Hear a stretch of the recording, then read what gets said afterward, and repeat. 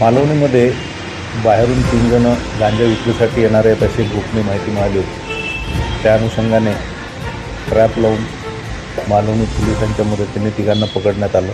त्यांच्याकडे 5 किलो गांजा त्यांच्या ताब्यामध्ये मिळाला।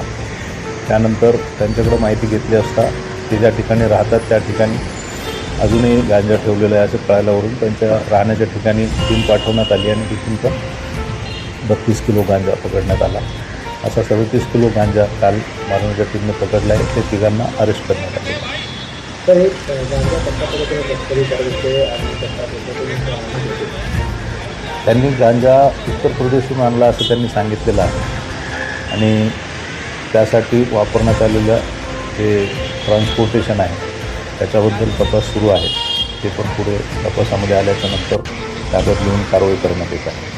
उत्तर प्रदेशमध्ये त्यांना काय किंमतमध्ये त्यांना गांजा मिळायचं आणि ते काय किंमतमध्ये त्याबद्दल नाही सांगता येणार की ते काय किमतीला मिळाला, परंतु ह्या ठिकाणी आणल्याच्या नंतर आता जवळपास 50,000 रुपये किलोप्रमाणे तो गांजा विकला जातो अशी माहिती आहे। तर हे गांजा तुम्हाला कुठल्या युवा पेशांपर्यंत भरायचे किंवा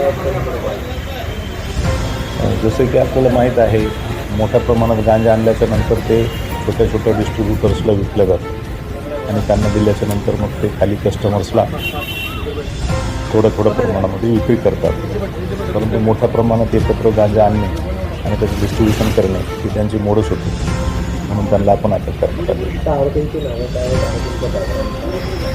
आरोपी राहणारे तिघे उत्तर प्रदेशचे आहेत। तिघांचे नावं एक लवकुश फुलचंद वर्मा, अंकित कुमार मानसिंग आणि सीतू राजकुमार वर्मा, सर्व 20 ते 25 वर्ष वयोगटातली मुलं आहेत आणि ते मूळचे उत्तर प्रदेश प्रतापगड येथील राहणारे आहेत। त्यांनी तिथून येऊन भिवंडी येथे रूम भाड्याने घेतलेली होती आणि त्या ठिकाणी सध्या राहतात।